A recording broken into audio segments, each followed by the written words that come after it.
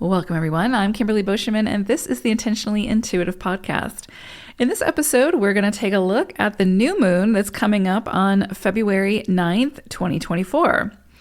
So we're going to take a look at each life path number to see what energies may surface around this illumination and see how to best work with them. Of course, before we do that, I just want to mention that this is a general reading. If you would like a personalized reading where we take a look at your own personal numerology, I would love to work with you. You can book some time with me. My information is in the description box below.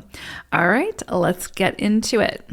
Life Path 11-2. So you all are going to be working with the energies of the 12-3 as well as whale energy. So this is big, beautiful, magical energy with whale energy coming through around this new moon. But first, let's talk about the 12-3. So when this comes in through a cycle, we're really being asked to pay attention to our thoughts. What's real and what is sort of the story that the ego is making up, right? To keep us in some kind of perception of safety. And so what I mean by that is we get to decide what thoughts we hold on to, which ones we say yes to, and which ones we follow, right? So, and which ones we release. So during this cycle, this new moon and the 12-3 are helping you to pay closer attention to and be more discerning when it comes to what thoughts you choose to give life to.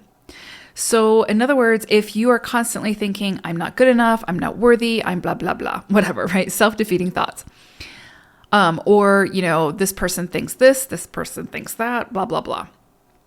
If you're constantly giving life to that negativity, that's what you are fertilizing. That's what you're giving. That's what you're nurturing. That's what you're allowing to grow within your garden. And the 12-3 says, or reminds us that we decide what grows in our garden.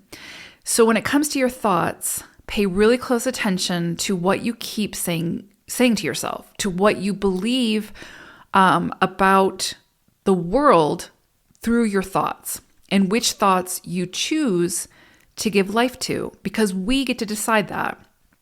We can't keep the thoughts from coming in, but we can certainly be discerning when it comes to the ones that we nurture and grow. So with this 12-3 energy, I think you'll see that you're constantly being redirected when it comes to having negative thoughts, right? And a good example of this is, you might have a negative thought about yourself and you might stub your toe, right? Or run into the wall or something. I don't know. It doesn't have to be that aggressive, but that sort of thing can happen. And that's sort of your higher self looking out for you. And so when something like that happens, when you stub your toe or whatever, pay attention to the thought that you are having about yourself or about a situation. And sit with it for a moment, right? Because a lot of times when, if we see a reoccurring number or if we, stub our toe or something like that, it's meant to grab our attention. It's meant to make us pause and check in with ourselves and see, what is it that we were thinking about? What is it that we were telling ourselves? What is it that we were overanalyzing or replaying in our mind? So it's a checkpoint. It can be a checkpoint. So use that time wisely. And be discerning with your thoughts, because if you've been giving life to certain thoughts, right, and creating certain experiences from those thoughts, this is a great energy to redirect, to try something new, to choose different thoughts to give your attention to. So this is a big, big focal point of this energy. That's why I spent so much time on it. But the other thing that's interesting with this energy, the 12-3, is that there's a lot of wisdom associated with this, right? And that also brings whale energy into the picture, because there's a tremendous amount of wisdom associated with the whale spirit. A lot of sort of awakening or aha moments can come through at this time, especially with whale energy coming through, sort of rising up or rising above situations that have been potentially very difficult. Sort of finding your serenity within the adversity. And that's also the 12-3 as well, is rising above lower vibrational situations. Not meaning that you tolerate those lower vibrational situations, but you find your own peace, your own mercy, your own serenity within those situations. So it does require inner strength, and it does require finding your own inner stability through your own sense of self.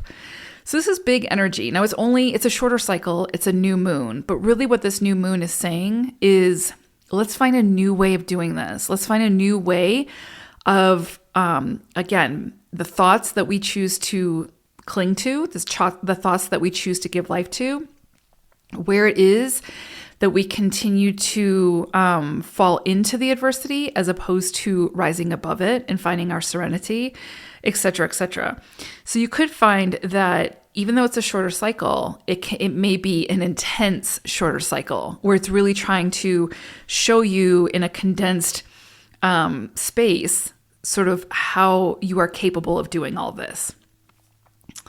The other thing I'll say with whale energy, there's a big emphasis on mercy and grace. And what I would say is really grace with self, right? Like mercy for self, grace for self, giving yourself a break. Like if there's choices that you've made, things that you have done, stop beating yourself up about it. Stop feeling like you have to be at some certain space or place within your journey. Take that pressure off and give yourself grace. Continue to allow yourself to make the most appropriate decisions for yourself in the moment. And know that the decisions that you make in that moment are absolutely the most aligned for you in that moment. So again, give yourself grace, give yourself mercy, especially during this period of time, but also recognize where it is that you need to give yourself more grace. And then you can continue to do that moving forward when you start to beat yourself up or, put too much pressure on yourself, especially as an 11-2. Like this is such beautiful guidance for this new moon, but this is really guidance that can, move with you through your journey as an 11-2 for sure. The other thing is this is an energy, the 12-3, that sort of epitomizes wisdom. There's a lot of wisdom with this energy. I know I just said that, but there is. And it can help us to unlock the wisdom that we have access to, but might be missing.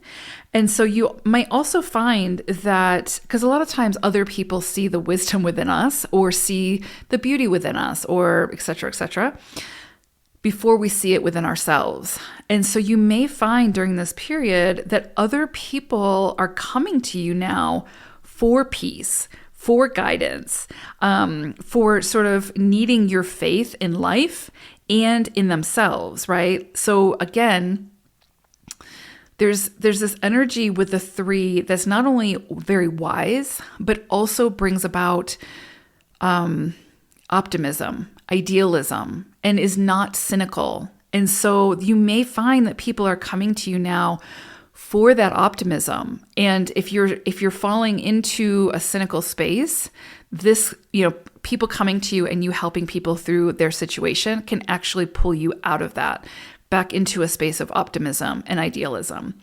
So there's a lot, jam-packed into this new moon for you all, for sure, with whale energy and the 12-3. So it has the potential to offer greater perspectives for sure, in how you move through, again, mainly your thought processes, I think is going to be the emphasis here. But you may find some kind of greater shift or change in direction occurs because of sort of this new way of seeing, however you're approaching your thoughts and the other things that we talked about. But that's a big emphasis. So definitely come back to your optimism, come back to your hope, your idealism. Don't let the cynicism take over. If it starts to, find a way out of it. And continue to find your own sense of serenity within the adversity while paying attention to those thoughts. All right. I hope it's a new moon. It's going to be a big one. Take care. Bye for now.